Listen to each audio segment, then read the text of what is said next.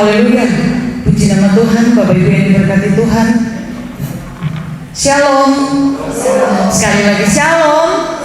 Haleluya. Saya percaya di pagi hari ini kita boleh melihat perbuatan Tuhan yang sungguh ajaib, dahsyat, dan luar biasa yang Tuhan kerjakan di dalam setiap kehidupan kita.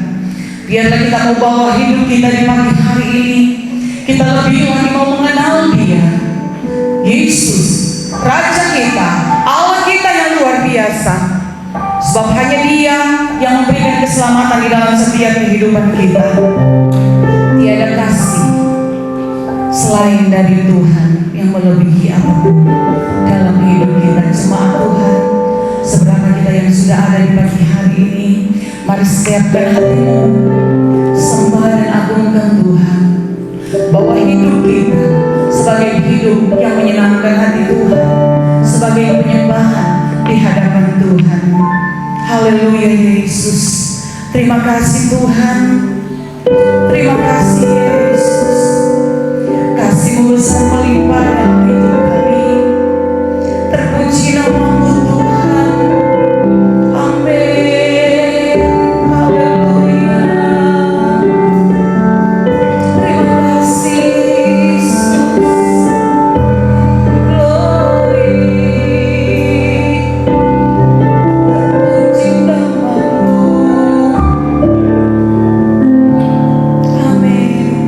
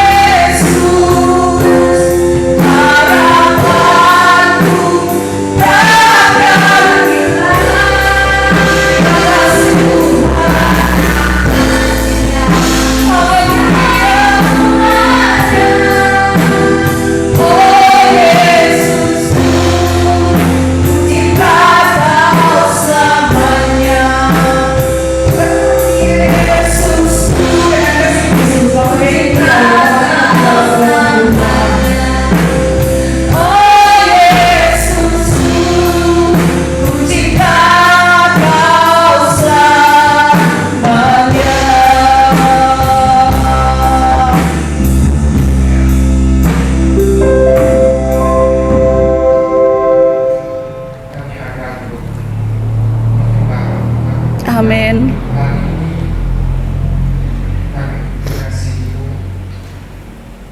Dan kami Terima mau kasih mencoba Tuhan. untuk lebih mengenal Tuhan. Pagi hari ini kami mengakui Tuhan. Amin. Bahwa cahaya kebenaran bagi kami. Tanpa-Mu kami akan terhilang, Tuhan. Tanpa-Mu kami akan tersesat. Sebab itu inilah kami, Tuhan, segenap hidup kami pagi hari ini, Tuhan. Kami mau terus hidup untuk menyenangkan. Haleluya. Pakailah kehidupan kami, Tuhan, untuk sesuai dengan rencana dan kehendak-Mu, Tuhan. Terima kasih, Tuhan. Sungguh merupakan satu sukacita bagi kami kalau pagi hari ini kami masih boleh bertemu satu dengan yang lain, saudara bersaudara. Terlebih kami bertemu di dalam rumah-Mu, kami bersama-sama mau beribadah, bersama-sama mau memuji, mau menyembah Tuhan.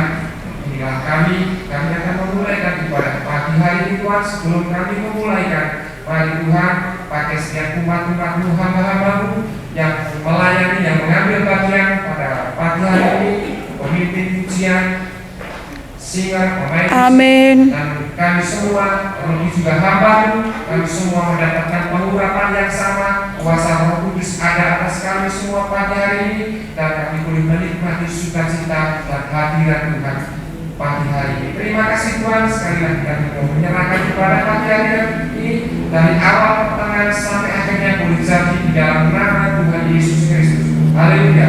Amin. Haleluya, puji Tuhan, dipersilakan duduk kembali. Haleluya. Saudara, kita percaya bahwa Tuhan yang kita sekolah dalam tempat perlindungan, amin. Dia adalah keselamatan kita, amin. Dia adalah perisai kita, amin. Haleluya, itulah sebabnya letakkan pengharapanmu hanya di dalam Tuhan. Haleluya, haleluya. Karena Dia gunung batu kita, amin. Haleluya. Yes, amin. Dengan sukacita sama-sama katakan, gunung batuku, amin. Bawa Tuhan juga, kota bentengku, haleluya. Bawa Tuhan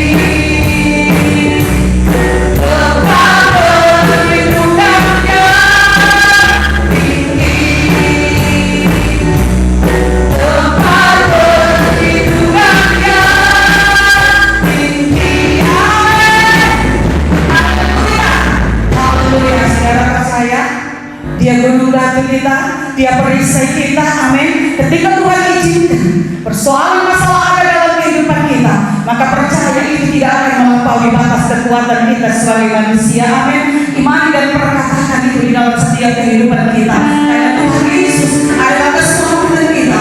Tuhan Yesus adalah gunung batu kita. Haleluya, haleluya, haleluya, amin. Kita bersorak bagi Dia.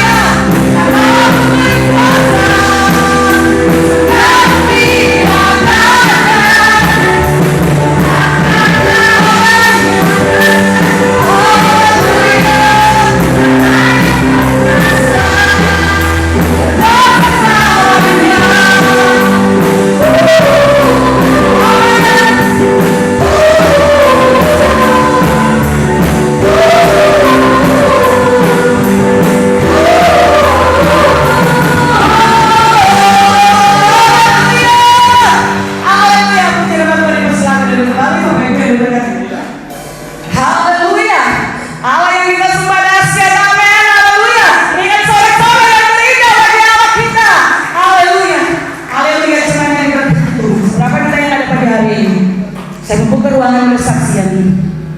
Bagi jemaat yang rindu untuk menyaksikan kasih kemurahan Tuhan, mari bagikan itu lewat kesaksian untuk menguatkan, menjadi berkat bagi setiap kita. Haleluya. Kita tunggu dengan satu pujian. Kau Bapa yang lebih tahu segala yang aku perlu, yang paling mengerti semua isi hati.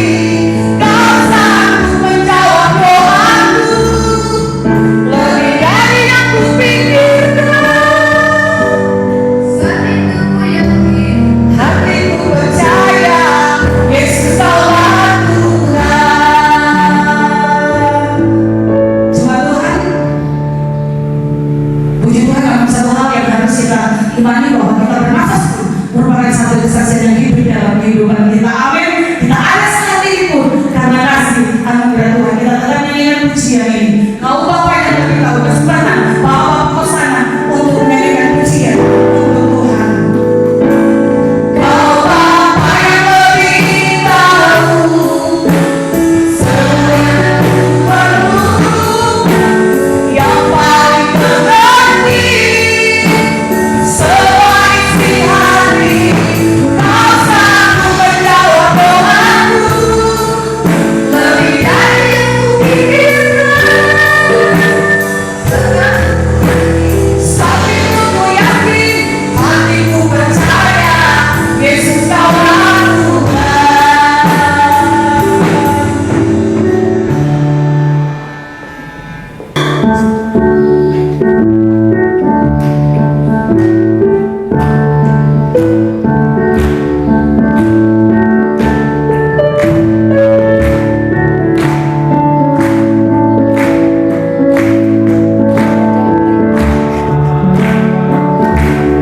Hanya Yesus saja.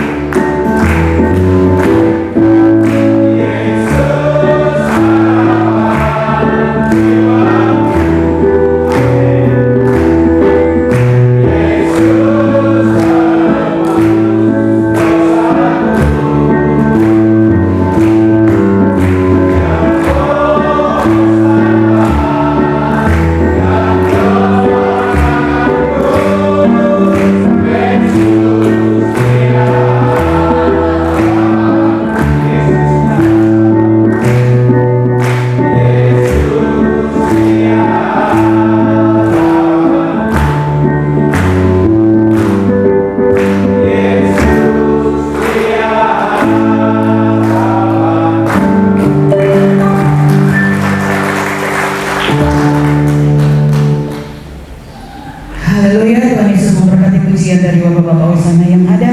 Senantiasa kita mengakui bahwa hanya Yesus satu-satunya pengharapan dalam kehidupan kita. Amin. Cuma yang diberkati Tuhan, mari kita mau siapkan hati kita untuk senantiasa hidup kita diberkati lewat datangnya kebenaran firman Tuhan dalam setiap kehidupan kita. Satu hal di dalam perjalanan hidup kita, kadang-kala Tuhan membawa kita untuk kita berada di gunung, namun kadang-kala Tuhan membawa kita pula untuk kita berada di lembah. Di saat kita sudah tidak mampu, maka di situ tangan Tuhan berkarya dalam hidup kita. Asalkan kita mau bawa hidup kita seutuhnya di dalam tangan kasih kemurahan Tuhan. Asalkan kita selalu mengandalkan Tuhan di dalam segala perkara. Asalkan kita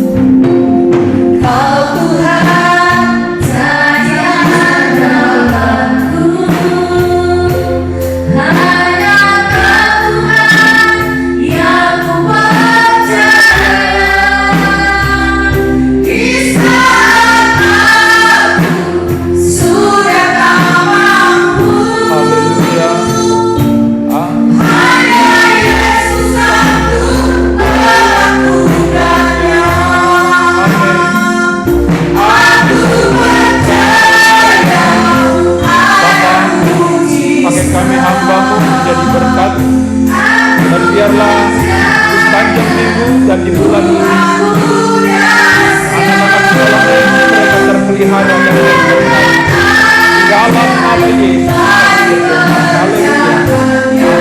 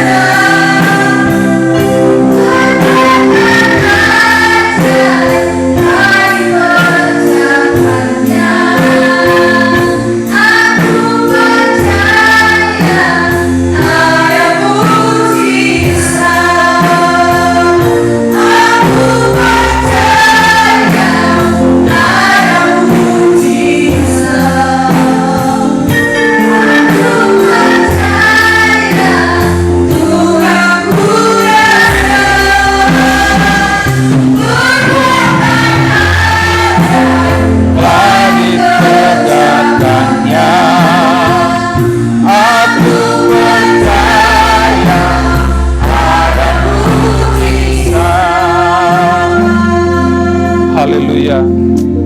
Terima kasih Tuhan. Pagi hari ini kita patut bersyukur, berterima kasih kepada Tuhan oleh karena kasih setia, anugerah serta pertolongan Tuhan. Bapak Ibu, Saudara dan saya boleh Tuhan hentar dan bawa kita hari ini ada di bulan yang kedua di tahun 2024. Ini perkara ajaib menurut saya. Ini perkara yang hebat, yang luar biasa. Jika Tuhan masih perkenankan kita, menginjakkan kaki kita, kita bawa hidup kita di minggu yang pertama di bulan Februari tahun ini. Kenapa saya katakan ini perbuatan Tuhan yang ajaib, mujizat Tuhan yang besar? Karena jelas Alkitab katakan bahwa siapapun manusia tidak punya kuasa sedikit pun, tidak punya kekuatan sedikit pun untuk menambahkan sehasta perjalanan hidupnya jikalau bukan Tuhan. Oleh sebab itu Bapak Ibu, sadar atau tidak hari ini bahwasanya kalau kita masih duduk baik di tempat duduk kita pagi hari ini di dalam gedung gereja ini, ada dalam keadaan yang tidak kurang satu apapun, ada dalam keadaan yang terberkati dan ditolong oleh Tuhan. Sekali lagi, pagi hari ini kita patut naikkan pujian dan syukur, mengangkat tangan kita, bersorak-sorai, memuji dan mengembalikan segala pujian dan hormat hanya bagi Tuhan. Yang setuju bersama saya boleh lambaikan tangan dan berikan sorak-sorai bagi Tuhan. Bapak Ibu jemaat yang diberkati, pagi hari ini saya mau bawa saudara untuk melihat satu hal terkait kebenaran firman Tuhan. Masih kita berpijak pada ayat pokok kita hari-hari ini. Dalam Roma pasalnya yang ke-12, ada satu hal yang menarik.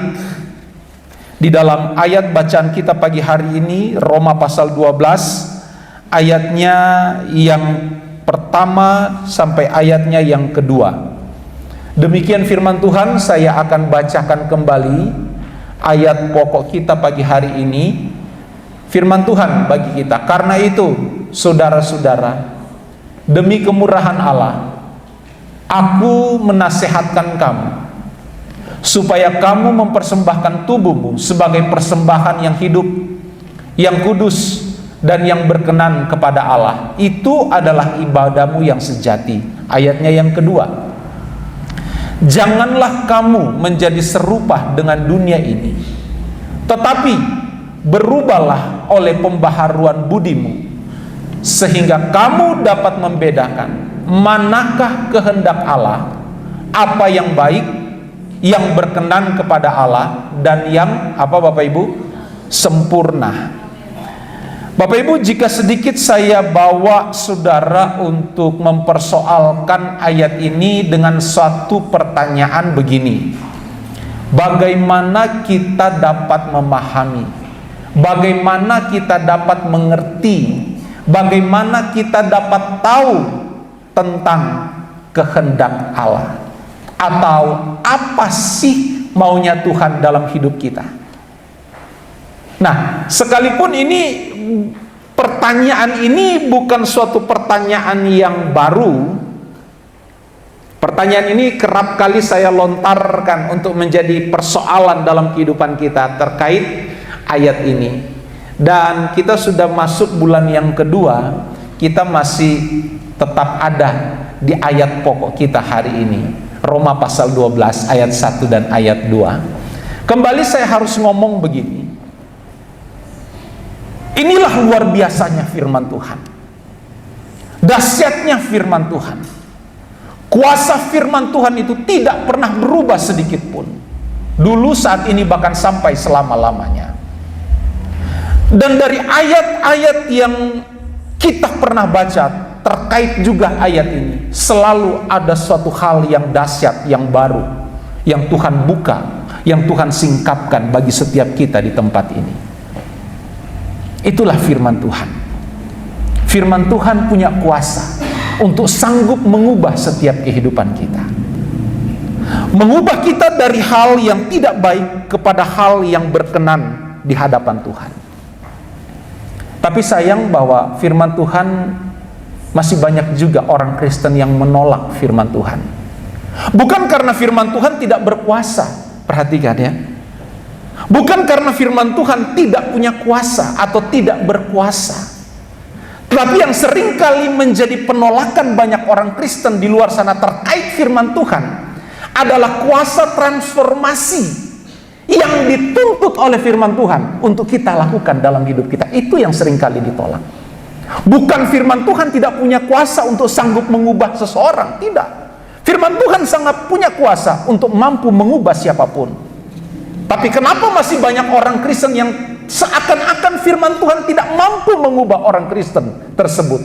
Bukannya firman Tuhan tidak punya kuasa, tapi kuasa yang ditolak, yang tidak diterima oleh kebanyakan orang Kristen adalah kuasa transformasi yang dituntut oleh firman Tuhan. Kuasa di mana kita dituntut untuk berubah sesuai dengan apa yang firman Tuhan inginkan. Ini yang ditolak. Saudara ngerti nggak sampai di sini? Yang ngerti beri sorak-sorai dia bagi Tuhan. Nah, Bapak Ibu jemaat yang diberkati Tuhan, bagaimana mengetahui kehendak Allah dalam setiap kehidupan kita? Nah, bukankah ini suatu hal, pertanyaan yang bagi saya menarik, Bapak Ibu? Menarik untuk kita sedikit kupas, menarik untuk sedikit kita persoalkan hari ini. Kenapa menarik? Karena kalau kita persoalkan bagaimana memahami, mengetahui kehendak Allah dalam kehidupan kita, maka orang Kristen itu pintar, Bapak Ibu. Pintar dalam arti begini, cepat-cepat buka handphone, masuk aplikasi Alkitab, tulis kehendak Allah, cari, muncul semua itu ayat. Iya kan? Kalau dulu kami, waktu belum ada aplikasi Alkitab elektronik, harus buka concordance, cari di mana kehendak Allah.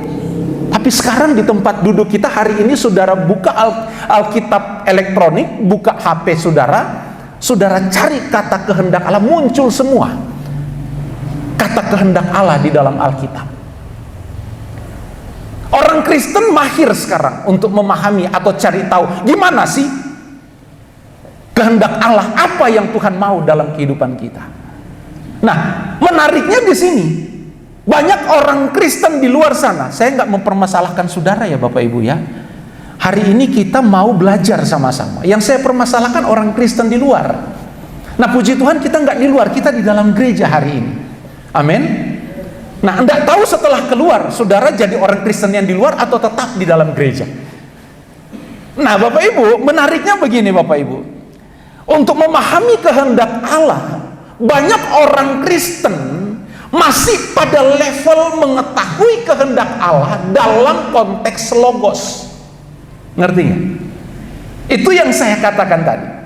Banyak orang Kristen ketika saya sebagai gembala misalnya hari ini menekankan suatu poin tentang kehendak Allah, maka akan begitu mudah kita cari dalam Alkitab, kehendak Allah, apa saja kehendak Allah. Kita cari dalam Alkitab elektronik, muncul semua, setiap ayat yang ada kalimat kehendak Allah, muncul semua.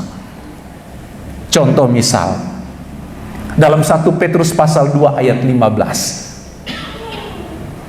1 Petrus 2 ayat 15, Alkitab katakan begini, sebab, mari kita baca sama-sama, 2, 3. Sebab inilah kehendak Allah. Oke, sampai di situ dulu. Kalimat selanjutnya kita udah ngerti. Oh, ini yang Tuhan mau. Begitu mudah kan? Kita cari kata kehendak Allah dalam Alkitab. Begitu mudah. Sebab inilah kehendak Allah, yaitu supaya dengan berbuat baik kamu membungkam kepicikan orang-orang yang bodoh. Dari ayat ini kita mengerti satu poin tentang kehendak Allah. Apa yang Allah mau, apa yang Tuhan mau untuk kita lakukan, yang kita lakukan, yang Tuhan tuntut, supaya kita dapat berbuat baik. Ngerti kan? Mudah sekali. Tapi sekali lagi Bapak Ibu, jika saudara bangga, saudara berpuas diri, aku sudah ngerti tentang kehendak Allah, gampang kok Om. Alkitab katakan kita harus berbuat baik. Bapak Ibu, sampai tahap ini baik. Orang Kristen ngerti, puji Tuhan, baik adanya. Tapi apakah sampai di situ yang Tuhan tuntut dalam kehidupan kita? Apakah hanya sampai dalam level logos, dalam hal pemahaman, ngerti tentang ayat-ayat firman Tuhan? Apakah hanya sampai di situ? Kalau saya tanya lagi, apa sih kehendak Allah? Banyak dalam Alkitab. 1 Tesalonika pasal 4 ayat 3. 1 Tesalonika pasal 4 ayat 3. Nah, di sini Rasul Paulus katakan begini kepada jemaat-jemaat yang ada di Tesalonika. Karena apa Bapak Ibu lanjutkan? Inilah kehendak Allah, pengudusanmu, yaitu supaya kamu menjauhi percabulan. Kita ngerti. Dari sisi pemahaman dari sisi konteks teks Alkitab, kita begitu mudah mencari dan mengetahui apa sih maunya Tuhan dalam hidup kita. Dalam 1 Tesalonika 4 ayat 3 kita paham. Yang Tuhan mau dalam kehidupan setiap orang-orang percaya yang mengikut Dia terkait dengan pengudusan kehidupan hari demi hari. Tapi sekali lagi Bapak Ibu, jika kita katakan bahwa aku sudah ngerti kehendak Allah hanya karena kita tahu ayat-ayat firman Tuhan, Bapak Ibu, ini belum kokoh. Ini belumlah menjadi satu hal yang dapat membuat kita ngerti dan dapat melakukan kehendak Allah itu. Jika hanya sebatas logos, baik, tetapi kita nggak bisa stuck atau berhenti di posisi ini. Yang harus kita capai dalam setiap kehidupan kita terkait apa kehendak Allah dalam setiap kehidupan kita. Ketika kita ngerti tentang kebenaran firman Tuhan terkait firman Allah, ayat-ayat atau logos tadi, kita harus meningkat. Temukan remahnya di dalam. Temukan remah itu di dalam kebenaran firman Tuhan atau ayat-ayat yang kita baca. Contohnya gini. Kalau saudara ingat dalam kitab Daniel pasalnya yang ketiga, kitab Daniel pasal 3 ayat 16, saya akan baca ya supaya kita lihat satu hal firman Tuhan yang luar biasa. Lalu Sadrak, Mesak dan Abednego menjawab Nebukadnezar, Raja Nebukadnezar, tidak ada gunanya kami memberi jawab kepada tuanku dalam hal ini. Jika Allah kami yang kami puja sanggup melepaskan kami, maka Ia akan melepaskan kami dari perapian yang menyala-nyala itu dan dari dalam tanganmu ya Raja. Tetapi seandainya tidak, hendaklah tuanku mengetahui ya Raja, bahwa kami tidak akan memuja dewa tuanku dan tidak akan menyembah patung emas yang tuanku dirikan itu. Bapak Ibu, siapa yang baru pertama kali baca ayat ini sebelum saya lanjut? Yang baru pertama kali dari barisan tempat duduk sini, ada yang baru pertama kali baca ayat ini atau dengar ayat ini? Udah sering kali ya. Yang di tengah, ada yang baru pertama? Semua kita pernah ya mendengar ya. Oke, jadi saya tidak mempermasalahkan ini ayat. Artinya kita udah tahu semua ayat ini. Saya mau bawa saudara ngerti begini. Jangan kita berpuas diri memahami kehendak Allah hanya sebatas pengetahuan. Tapi temukanlah di dalam pengetahuan kita akan firman Tuhan, akan ayat-ayat yang terkait kehendak Allah. Temukan remah di dalamnya. Maksudnya begini. Saya bawa saudara ada di posisi Sadrak, Mesak, dan Abednego. Di zaman mereka nggak ada Alkitab elektronik. Amin. Nggak ada ayat-ayat yang telah dibukukan. Nggak ada. Nggak ada Alkitab Perjanjian Lama pun nggak ada saat itu. Nggak ada. Kitab Kejadian, Keluaran, Bilangan sampai Maleakhi itu nggak ada, sama sekali nggak ada. Nggak ada. Tapi yang luar biasanya, sekalipun di zaman itu, di saat Sadrak, Mesak, dan Abednego diperhadapkan pada suatu tantangan yang dahsyat antara hidup dan mati, Bapak Ibu, iman mereka kokoh di hadapan Tuhan. Mereka mempertaruhkan iman dan hidup mereka di hadapan seseorang yang punya kuasa, Nebukadnezar. Jika tidak menyembah patung yang didirikan oleh Nebukadnezar, maka konsekuensi akibat dari penolakan itu, Sadrak, Mesak, dan Abednego harus mati di dalam dapur api. Bapak Ibu, tidak ada buku pegangan Alkitab, nggak ada saat itu. Tapi kenapa mereka begitu kokoh? Iman mereka begitu luar biasa, tetap mempertahankan iman mereka. Sekalipun Allah yang kami sembah tidak menolong kami, kami tidak akan menyembah patung yang didirikan oleh Tuhanku. Inilah yang saya mau tekankan. Inilah yang saya mau bawa dalam setiap kehidupan kita. Temukan kehendak Tuhan dalam setiap kehidupan kita. Tidak sebatas pengetahuan ayat yang kita hafal, tapi masuk lebih dalam. Temukanlah remah, temukanlah kuasa yang mampu membuat kita, hidup kita semakin berkenan di hadapan Tuhan.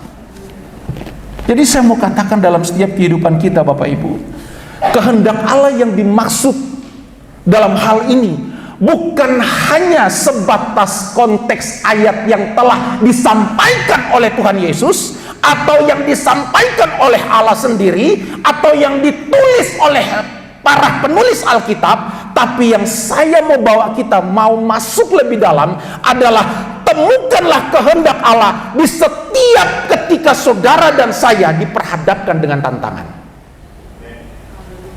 Oke? Temukanlah kehendak Allah di situ. Ketika kita diperhadapkan dengan suatu godaan yang mana kita nggak bawa Alkitab, HP kita habis baterai, apakah cepat-cepat kita mau cemana kehendak Allah? Nggak ada, nggak bisa. Banyak orang Kristen gagal di sini karena berpuas diri hanya sampai pada tahap logos, pengetahuan akan ayat-ayat firman Tuhan. Ketika diperhadapkan dengan tantangan, ujian, dan masalah, apakah dia harus menuruti keinginan daging atau menuruti keinginan roh? Nah, inilah yang harus kita bisa temukanlah apa yang Tuhan mau dalam setiap kehidupan kita ketika masalah, tantangan, godaan itu ada di hadapan kita. Temukan kehendak Allah di situ. Apa maunya Tuhan? Apa yang harus saya tindaki? Apa yang harus saya ambil? Keputusan seperti apa yang harus saya jalani?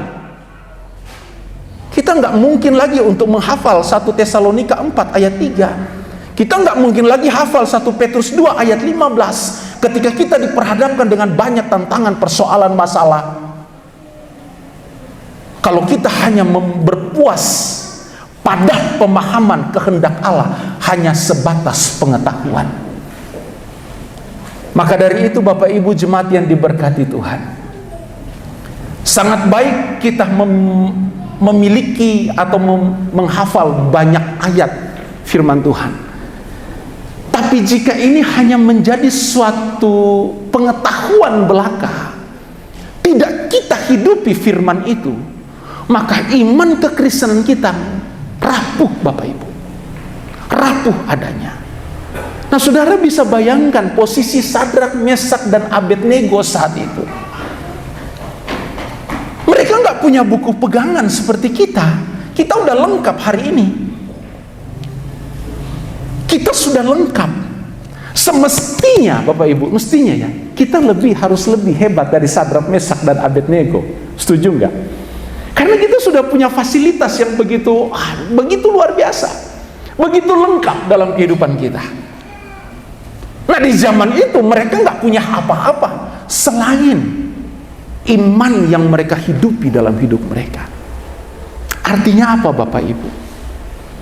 Persoalan yang berikut ketika kita persoalkan ini adalah kenapa Sadrak, Mesak, dan Abednego begitu kokoh iman mereka dan ngerti apa maunya Tuhan dalam hidup mereka. Kok bisa seperti itu? Apa yang membuat ketiga pemuda Ibrani ini tidak bergeser iman mereka sekalipun maut ada di hadapan mereka? Sebenarnya dari peristiwa Sadrak, Mesak, dan Abednego kita bisa temukan jawaban yang luar biasa. Kenapa ketiga orang Ibrani ini begitu luar biasa menghadapi tantangan dalam hidup mereka? Mereka sangat mengerti apa yang Tuhan mau untuk mereka lakukan hari itu. Jawabannya, karena ketiga pemuda Ibrani ini membangun suatu keintiman dengan Allah yang mereka percaya, sehingga mereka ngerti betul apa maunya Tuhan dalam setiap kehidupan mereka. Tanpa intim kita dengan Tuhan, tanpa kita menjalin keakraban, keintiman kita dengan Tuhan, saya mau katakan kita gak akan mungkin ngerti apa maunya Tuhan dalam hidup kita. Amin. Nah, membangun keintiman dengan Tuhan ini gak instan, sekali lagi. Karena dalam kekristenan, dalam membangun iman, tidak ada kata instan di dalamnya. Semua harus dalam proses. Sadrak, Mesak, dan Abednego, saya percaya bahwa mereka telah membangun keintiman dengan Tuhan. Kenapa saya yakin mereka membangun keintiman dengan Tuhan? Karena Daniel pernah berkata, kitab Ibrani berkata, kitab Daniel berkata bahwa 3 hari sekali Daniel menyembah Allah yang dia sembah. Artinya bahwa ada keintiman Daniel, Sadrak, Mesak, dan Abednego dengan Allah yang mereka sembah. Itu sebabnya, inilah dasar, inilah alasan kenapa Sadrak, Mesak, dan Abednego tidak punya kegentaran ketika mereka menghadapi maut dan mara bahaya dalam kehidupan mereka. Karena mereka ngerti hati Tuhan, mereka ngerti apa maunya Tuhan. Dan terbukti dari perkataan mereka, Tuanku perlu ketahui, sekalipun Allah yang kami sembah tidak menolong kami tetap tidak akan menyembah patung yang Tuanku dirikan. Bapak Ibu, tanpa membangun keintiman dengan Tuhan, saudara dan saya tidak mungkin ngerti apa maunya Tuhan dalam hidup kita. Tidak akan. Bagaimana cara kita membangun keintiman dengan Tuhan? Ada banyak hal. Bangun waktu-waktu doa di dalam setiap kehidupan pribadi lepas pribadi. Doa dalam rumah tangga, suami istri, anak-anak. Doa dengan membangun waktu-waktu doa yang tepat, doa yang disepakati dalam keluarga, dalam rumah tangga, dalam pribadi lepas pribadi, hari demi hari. Saya percaya Tuhan tidak mungkin berdiam diri dalam ketika kita ada hubungan yang intim dengan Dia. Tuhan tidak mungkin berdiam diri ketika kita menghadapi tantangan. Tuhan tidak mungkin menutup berkat-Nya. Tuhan tidak mungkin menutup mujizat-Nya atau menahan mujizat-Nya. Ketika kita yang intim dengan Dia dalam persoalan, Tuhan pasti akan campur tangan dalam segala perkara. Dan itu dibuktikan oleh Sadrak, Mesak, dan Abednego. Tuhan tidak berdiam diri. Kalau dari kita membangun keintiman dengan Tuhan aja kita nggak mau, Gimana kita mau minta kuasa dan mujizat Tuhan terjadi dalam hidup kita? Nggak mungkin. Bapak Ibu, garis bawahi hal. Sudahkah kita membangun keintiman di dalam Tuhan? Di dalam waktu-waktu doa, di dalam waktu-waktu bersekutu dengan Tuhan secara pribadi, lepas pribadi. Karena dengan kita membangun keintiman dengan Tuhan, sekali lagi saya mau katakan, Tuhan pasti satu kali saat akan bertindak tepat pada waktunya ketika orang-orang yang setia, orang-orang yang intim dengannya membutuhkan pertolongan, membutuhkan jalan keluar, membutuhkan mujizat dalam kehidupan. Saya tidak menekankan tentang pertolongan, mujizat dan lain sebagainya, tapi bagaimana intinya kita membangun hubungan yang baik dengan Tuhan. Jemaat yang diberkati Tuhan, yang berikut, bagaimana kita membangun keintiman dengan Tuhan? Selalulah ada dalam suatu persekutuan bersama-sama dengan orang-orang percaya. Karena dalam persekutuan bersama dengan orang percaya, kita saling menguatkan di sana. Kita bisa mungkin mendengar kesaksian dari orang-orang yang telah mengalami pertolongan Tuhan. Dengan itu iman kita kembali dibangun, iman kita kembali disegarkan. Bahwa ternyata Allah yang benar, Allah yang hidup itu ada dan sanggup memberikan yang terbaik, pertolongan tepat pada waktunya bagi setiap orang-orang yang intim dengan Dia. Nah, kalau kita sudah tidak membawa diri kita untuk selalu ada bersama-sama dengan orang-orang percaya dalam suatu komunitas, seperti hari ini mungkin kita beribadah di tempat ini. Jemaat yang diberkati Tuhan, mengetahui kehendak Allah sangat penting dalam setiap kehidupan kita. Jangan kita berpuas karena kita sudah banyak menghafal ayat firman Tuhan. Hafal ayat firman Tuhan itu baik. Hafal ayat firman Tuhan itu bisa menjadi hal yang luar biasa, bisa menjadi pengingat dalam kehidupan kita. Jika hanya sebatas itu, kita tidak berani untuk menghidupi firman dalam hidup kita, atau sengaja ada suatu penolakan dalam hidup kita. Nah, ini saya sudah tidak tahu mau menjawab seperti apa orang-orang yang seperti ini. Bapak Ibu jemaat yang diberkati Tuhan, jadi kalau kita perhatikan dalam kebenaran firman Tuhan, dalam Roma pasal 12 ayatnya yang kedua khususnya, ada syarat di situ sebenarnya. Ada suatu penekanan, ada suatu pesan bagaimana supaya kita mengerti kehendak Tuhan. Setelah yang pertama tadi, kita jangan berpuas hanya tahu ayat, tapi kita harus menghidupi kebenaran itu. Yang berikut, bagaimana kita ngerti kehendak Allah. Saya mau katakan begini, tidak ada cara lain untuk kita dapat mengerti kehendak Allah jika kita tidak jadi orang Kristen. Iya kan? Kalau kita nggak jadi pengikut Kristus, nggak mungkin kita ngerti kehendak Allah.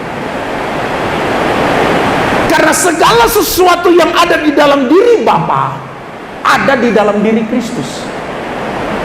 Segala kuasa baik di sorga, di bumi, dan dimanapun telah diberikan atau telah dilimpahkan kepada Putra Tunggal Allah. Siapa? Kristus. Maka tidak ada jawaban lain gimana untuk ngerti kehendak Bapa, harus jadi orang Kristen. Itu jawabannya. Jika tidak jadi orang Kristen, nggak mungkin ngerti kehendak Allah. Sekarang saya tanya, siapa orang Kristen di sini? Semua orang Kristen? Semua Kristen di sini? Yang Kristen katakan amin. Benar. Benar Kristen. Sungguh-sungguh Kristen. Karena kata Kristen itu artinya pengikut Kristus. Sederhananya gini, udah nggak kita ikut Kristus? Oh sudah Om. Saya sudah rajin ibadah Om. Saya sudah tahu ayat-ayat firman Tuhan Om. Saya ngerti bahwa Yesus itu lahir di Bethlehem Om. Saya tahu murid Yesus itu ada 12 kan Om. Yesus sanggup buat mujizat kan Om. Yesus sanggup sembuhkan orang mati. Saya pengikut Kristus kan Om. Jika kita klaim hidup kita pengikut Kristus, karena kita tahu hal-hal itu, maka saya mau katakan, saudara dan saya belum menjadi pengikut Kristus yang sejati. Karena pengikut Kristus yang sejati atau Kristen yang sejati adalah bagaimana dia menghidupi hidup Kristus dalam hidupnya. Itu yang Paulus katakan, aku hidup tapi bukan aku lagi yang hidup, melainkan Kristus yang hidup di dalam aku. Nah, orang Kristen harus mencapai level ini. Berat kan? Karena harus menghidupi Kristus dalam hidupnya.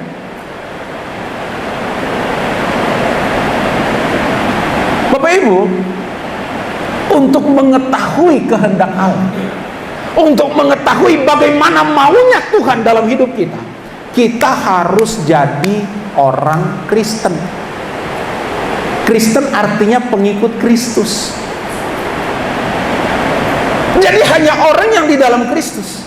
Dan Alkitab katakan, jika engkau menyebut dirimu pengikut Kristus, maka kita wajib hidup sama seperti Kristus telah hidup. Inilah poin, inilah cara bagaimana seseorang, saudara dan saya, dapat mengerti apa maunya Tuhan dalam setiap kehidupan kita. Kita harus jadi orang Kristen. Kita harus menjadi pengikut Kristus yang militan. Kita harus menjadi pengikut Kristus yang sejati.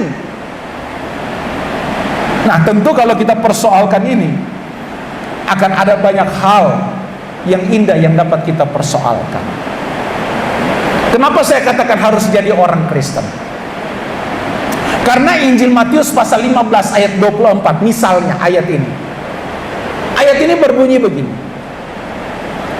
Jawab Yesus, aku diutus hanya kepada domba-domba yang hilang dari umat Israel. Jadi kalau kita nggak memposisikan diri kita sebagai dombanya Tuhan, kita nggak mungkin ngerti apa maunya Tuhan dalam hidup kita. Maka itu saya katakan, poin yang kita persoalkan hari ini, bagaimana kita mau ngerti kehendak Allah. Tidak ada cara lain, kita harus jadi pengikut Kristus yang sejati. Karena Kristus hanya menuntun orang-orang yang mau memberinya, dituntun oleh Roh Kudus. Yang menolak, yang nggak mau hidupnya dipimpin oleh Tuhan, nggak mungkin dia ngerti kehendak Tuhan. Nggak mungkin, nggak bisa.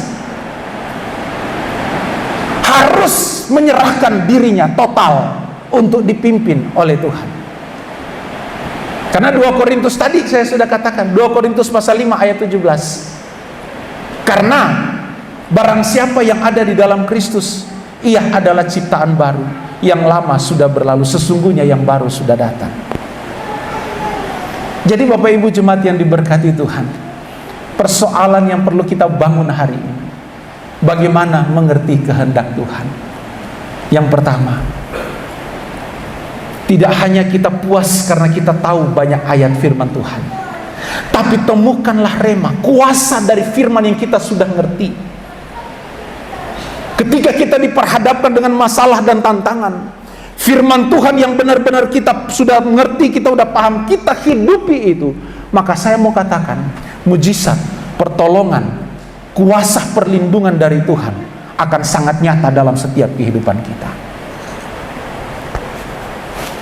Dan bagaimana supaya kita dapat melakukan itu?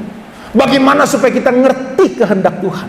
Tadi saya katakan, harus ada ketaatan yang total dalam setiap kehidupan kita. Ketaatan yang total ini harus menjadi bagian yang penting dalam setiap kehidupan kita. Kenapa saya tekankan ini? Karena saya ingat Amsal pernah berkata begini Bapak Ibu. Kitab Mazmur pasal 25. Mazmur 25 ayat 9 katakan begini. Ia membimbing orang-orang yang rendah hati menurut hukum, dan ia mengajarkan jalannya kepada orang-orang yang rendah hati. Segala jalan Tuhan adalah kasih setia dan kebenaran bagi orang yang berpegang pada perjanjiannya dan peringatan-peringatannya.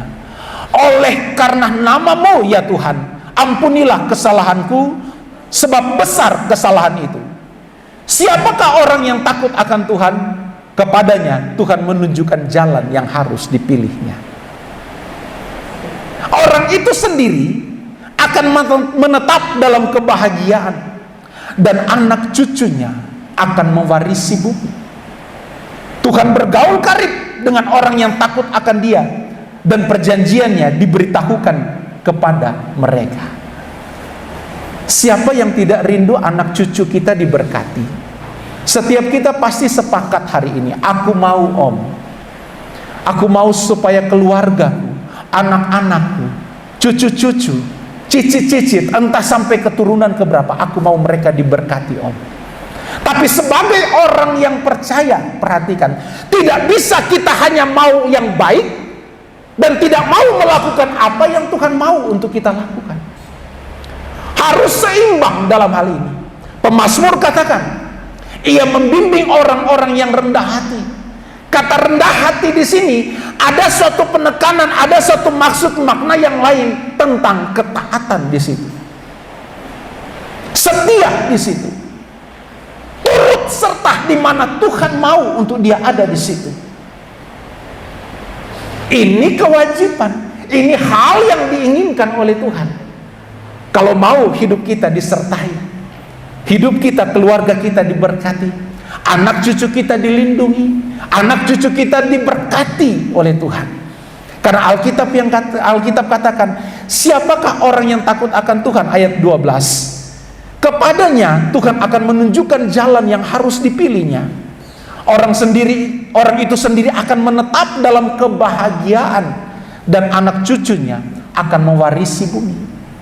Nah, dua ayat ini Bapak Ibu, ayat 12 dan ayat 13 Mazmur pasal 25. Ini satu hal yang luar biasa. Tapi sekali lagi, dua ayat ini tidak instan, tidak otomatis terjadi dalam setiap kehidupan kita jika kita tidak memperhatikan apa yang Tuhan mau. Jangan jadi seperti orang Kristen kebanyakan di luar sana, hanya menuntut hal-hal yang baik untuk Tuhan kerjakan dalam hidupnya, hanya menuntut hal-hal yang indah yang Tuhan mau, yang Tuhan kerjakan dalam hidupnya, hanya mau yang terbaik dari Tuhan. Segala doanya, Tuhan, aku mau yang terbaik. Benar, di dalam Tuhan ada segala yang terbaik yang dibutuhkan oleh semua manusia. Tapi Tuhan tidak akan memberikan yang terbaik secara cuma-cuma, tanpa membawa orang-orang yang meminta untuk dewasa dalam pengertian, ngerti kehendak Bapa atau enggak. Karena Tuhan gak mau jadikan kita anak-anak Tuhan yang rapuh, yang tidak siap ketika berkat itu Tuhan percayakan. Karena tidak sedikit orang Kristen di luar sana, ketika Tuhan percayakan hal-hal yang besar, hal-hal yang dahsyat, dia lupa bahwa segala sesuatu yang ada itu sumbernya dari Tuhan. Jerih payah kita tidak mempengaruhi kasih Tuhan dalam hidup kita. Maka dari itu sebelum Tuhan curahkan berkatnya, Tuhan pasti akan memproses kita. Ngerti dulu, ini tujuan berkat. Aku berikan berkat ini kepadamu, asalkan kau harus siap dulu. Karena Alkitab katakan, siapakah orang yang takut akan Tuhan? Nah, ini ada pertanyaan, ada tanda baca di situ. Siapa orang yang takut akan Tuhan? Kalau kita persoalkan ayat ini terkait kehidupan kita, sudahkah kita takut akan Tuhan? Takut akan Tuhan itu apa? Kemarin saya sempat singgung, dalam kata takut akan Tuhan ada makna hormat, ada makna gentar, ada makna mengasihi Allah lebih dalam. Sudahkah kita takut akan Tuhan? Artinya sudahkah kita hormat kepada Tuhan? Kata hormat di sini memiliki makna yang lebih dalam lagi, adalah kita, kata hormat di sini, tidak mau sampai Allah itu hatinya terluka melihat tingkah laku kita. Itu makna dari hormat. Kalau kita menghormati orang tua kita, Maka otomatis anak-anak yang menghormati orang tuanya tidak mau orang tuanya menangis melihat kelakuan anaknya yang gak seturut perintah atau keinginan dari orang tua. Kalau kita katakan aku menghormati papa, menghormati mama, maka pasti kita gak mau menyakiti hati orang tua kita dengan tingkah laku dan kelakuan kita mungkin. Demikian kata hormat di dalam takut akan Tuhan. Nah, persoalannya kalau saya masalahkan lagi Mazmur 25 ini, ayatnya yang ke-12, siapakah orang yang takut akan Tuhan? Apakah saya termasuk golongan orang yang telah takut akan Tuhan secara benar? Kata hormat, kata gentar, dan kasih yang mendalam. Minggu lalu saya katakan, jika poin-poin ini kita ngerti, kita hidupi, maka kita mampu membawa hidup kita sampai kepada satu titik ada ketaatan yang total untuk menyenangkan hati Tuhan senantiasa. Bapak Ibu, sudahkah kita ngerti kehendak Tuhan? Yang ngerti coba angkat tangan. Yang mau melakukan beri sorak-sorai. Siapkan hati